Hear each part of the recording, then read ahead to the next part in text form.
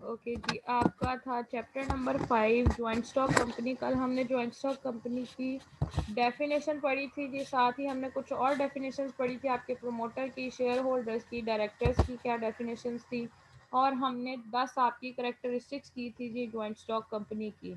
आज हमने स्टार्ट करनी है 11th वन से, यानी ये 11वीं इसकी करेक्टरिस्टिक्स या खसूसियत है जी, वो है चेंज इन बिजनेस या कारोबार में तब्दीली।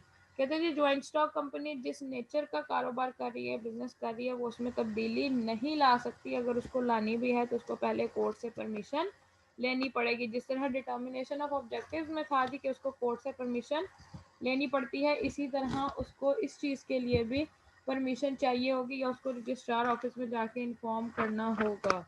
आपकी इंग्लिश की बुक का पेज नंबर होगा, एक तो पेज नंबर भी मुझे बताना पड़ता है। इंग्लिश की बुक का पेज नंबर है जी 123। उर्दू की बुक का आपस में एक दूसरे से पूछ लें।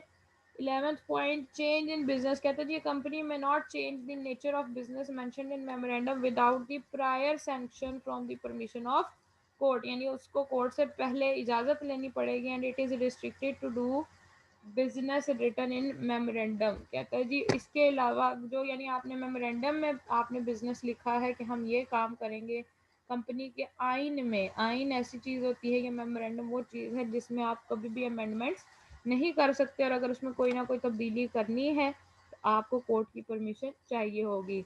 यूज़ ऑफ वर्ड लिमिटेड, उसने कहा है जी आपकी कंपनी की, हमने स्टार्टिंग में करेक्टरिस्टिक्स में पढ़ा, फोर्थ उसकी जो करेक्टरिस्टिक थी कि लाइबिलिटी लिमिटेड होती है इसमें आपके शेयर होल्डर्स की, इसीलिए आपको अपने नाम के साथ वर्ड लिमिटेड मेंशन करना लाजमी है, क्योंकि ताकि अगर जो शख्स भी आपके साथ डीलिंग कर रहा है इन केस ऑफ लोन या डेट, उसको पता चल जाएगी कि इसके मेंबर्स की लाइबिलिटी लिमिटेड है, वो अपने ज़्यादा अमाउंट का लोन रीपे नहीं कर सकेंगे अगर कंपनी की वैल्यू इतनी ज़्यादा नहीं है।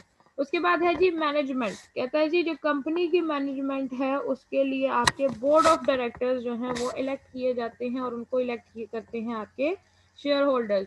शेयर होल्डर मैंने पहले बताया था जी वो लोग होते हैं जो आपकी कंपनी के शेयर्स परचेज करते हैं और आपको उसके बदले में पैसा देते हैं for the purpose of investment.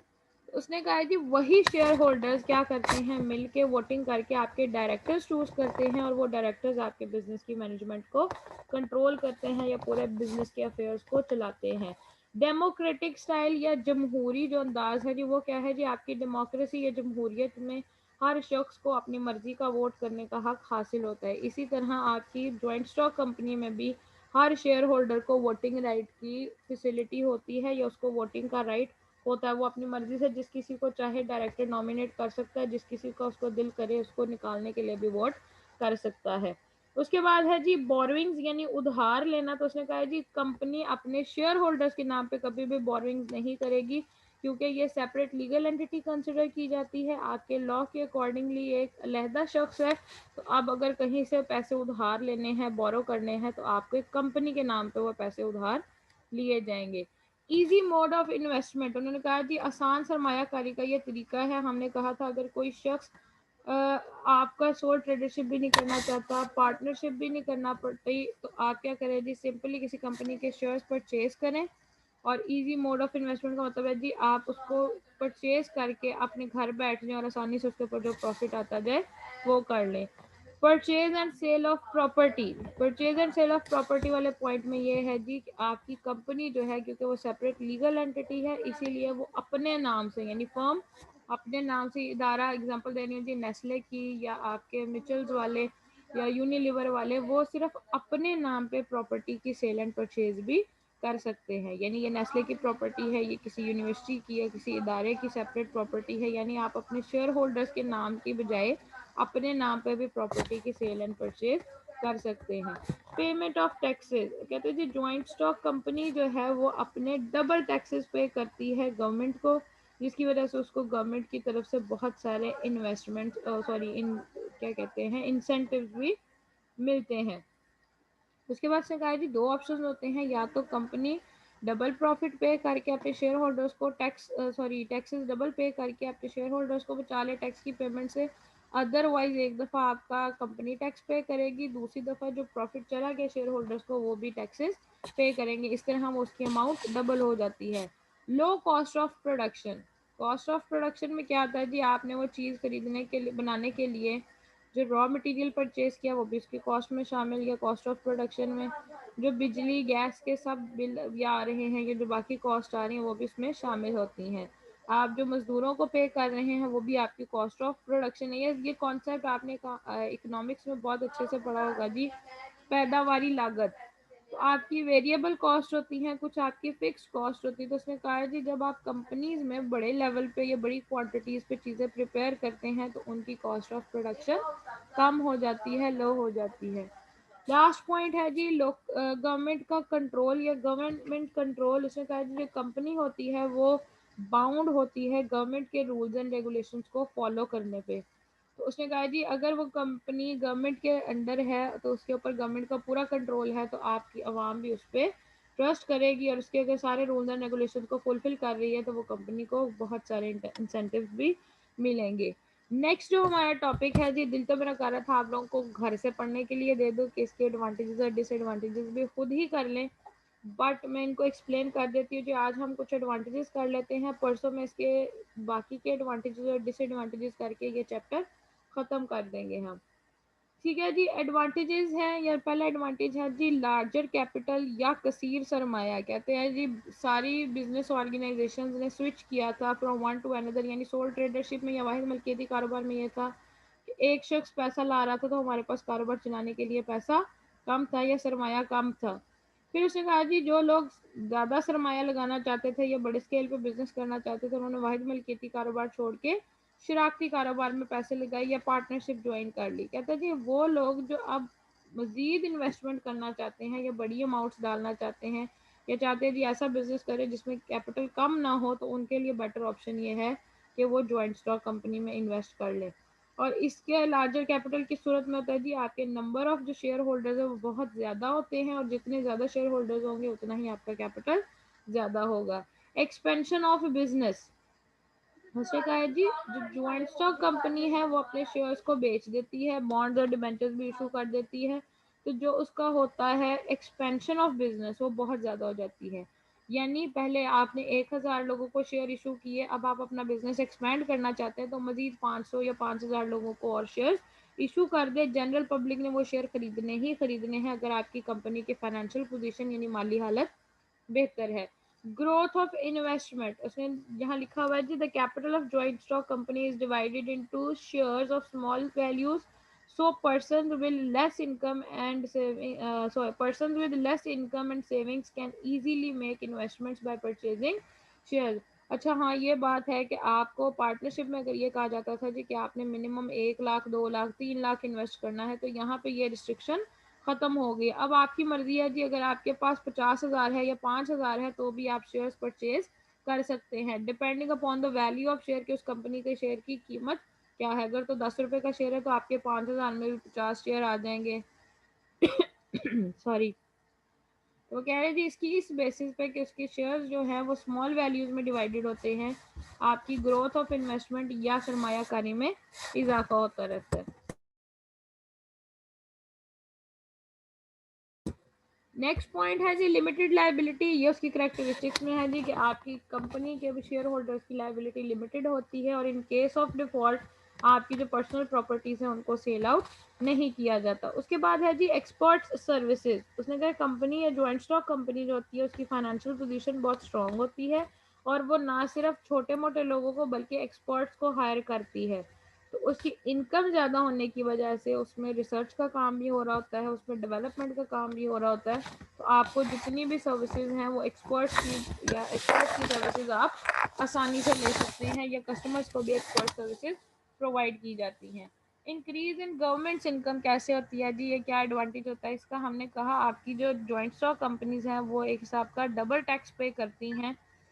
First time वो करती हैं जी जब वो खुद प्रॉफिट अर्न कर रही है, सेकंड टाइम वो प्रॉफिट पे करती हैं जब आपके कस्टमर्स कह रही हूँ, जब आपके शेयर होल्डर्स को वो पैसा मिल रहा है। तो उसने कहा जी जब डबल डबल टैक्सेस जाएंगे तो आपकी गवर्नमेंट की इनकम में भी इजाफा होगा। लॉन्ग लाइफ से मुराद ये है जी कि आपकी ज्वाइंट स्टॉक कंपनी है उसकी जो उम्र है वो बहुत ज़्यादा होगी, क्योंकि ये किसी भी शेयर होल्डर के जीने मरने पर डिपेंड नहीं करती। सोल ट्रेडरशिप में हमने कहा था कि जी जब उसका ओनर डेथ हो जाती है उसकी, तो आपका कारोबार या आपकी वो sole tradership automatically comes to an end. लेकिन पार्टनरशिप में भी ये कहा गया कि आपका कोई एक पार्टनर भी अगर मतलब मर जाता है, बीमार हो जाता है, पागल हो गया है, इंसॉल्वेंट हो गया है, तो वो भी ख़त्म कर दी जाएगी। जबकि ज्वाइंट स्टॉक कंपनी के केस में ऐसा नहीं है। अगर कोई शेयर होल्डर मर जाता है, पागल हो जाता है, अपने शेयर्स बेच भी देता है, वो दिवालिया हो गया, कुछ भी हो गया है, तो कंपनी को इससे कोई फर्क नहीं पड़ता। कंपनी अपने डेली रूटीन में काम जारी रखती है, जिसकी वजह से हम कहते हैं जी कि इसकी जो लाइफ है वो लॉन्ग है। Less chances of corruption. अब करप्शन के चांसेस कैसे कम होते हैं जी, उसने कहा है the government audits the various statements regarding the income and expenses of the company from time to time to so the management authorities get less chances of corruption। हमने कहा कि अगर जो पब्लिक लिमिटेड कंपनी है वो government के hold में आ रही है या ये गवर्नमेंट की ओन करता है, तो वो क्या करेगी जी, टाइम टू टाइम ऑडिट करवाती रहेगी, यानी आपके बुक्स ऑफ अकाउंट्स को चेक करती रहेगी, कंपनी को कितना पैसा आ रहा है, कितना पैसा जा रहा है, ये कौन कौन सी चीज़ों पे पैसे खर्च कर रहे हैं। तो कहते हैं जी अगर टाइम टू टाइम कोई चेक एंड बैलेंस रखने वाला हो तो आपकी जो कंपनी है, ये कंपनी के मैनेजमेंट है, उसके पास करप्शन करने के चांसेस कम से कम होंगे।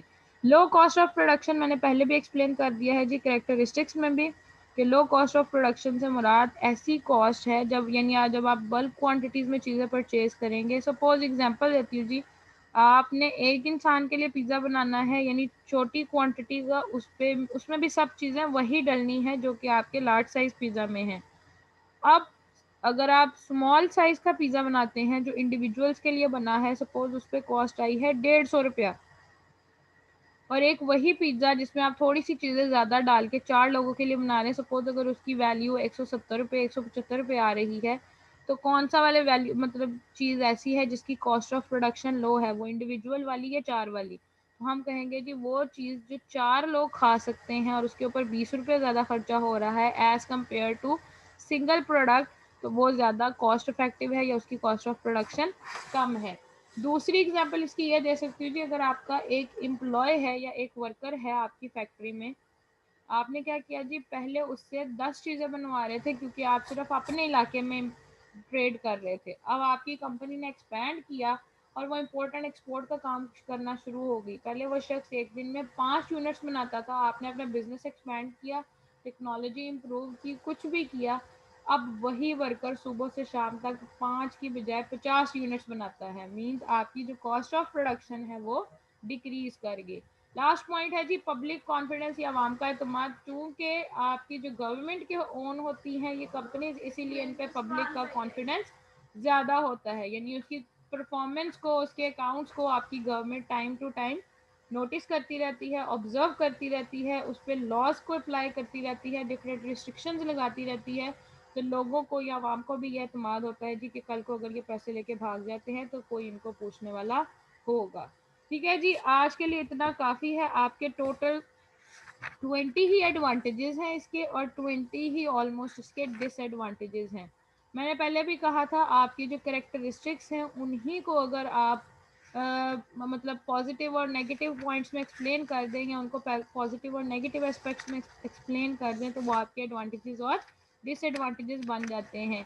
इन्हीं पॉइंट्स को अगर हम नेगेटिवली एक्सप्लेन कर दें या थोड़ा सा वर्ड्स का हेर फेर कर दें तो ये आपके डिसएडवांटेजेस भी बन जाएंगे। अब आप लोगों के लिए कल के लिए असाइनमेंट ये है जी, जो इसके बाकी के 10 एडवांटेजेस हैं आपने वो पढ़ के आने हैं। मंडे को मैं इसके डिसएडवांटेजेस और हम एक दफ़ा देख लेंगे जी कि कंपैरिजन ऑफ ऑर्गेनाइजेशन में क्या होना है, ये किस तरह से करना है, और आपका ये चैप्टर इंशाल्लाह ताला मंडे तक, या मंडे तक नहीं, मंडे को ख़त्म हो जाएगा। और कोशिश करेंगे कि हम चैप्टर नंबर 6 है तो काफ़ी मतलब काफ़ी लंबा भी नहीं है, लेकिन उसमें टॉपिक्स डिस्कस करने वाले हैं, तो मैं कोशिश करूँगी कि छुट्टियों से पहले पहले, बल्कि इसका तो लेक्चर ही मेरे ख्याल से आपका सिर्फ मंडे को होगा और उसके बाद ऑनवर्ड है। चलें जी, मंडे को हम चैप्टर नंबर 5 तक तो कंप्लीट करते हैं, उसके बाद हम देख लेंगे कि हमें किस तरह से पढ़ना है। क्योंकि मेरी कोशिश है कि आप लोगों को छुट्टियों में भी थोड़ा बहुत सिलेबस कवर करवा दिया जाए। जी, आज के लेक्चर में किसी को कोई प्रॉब्लम हो तो मुझसे पूछ लीजिए।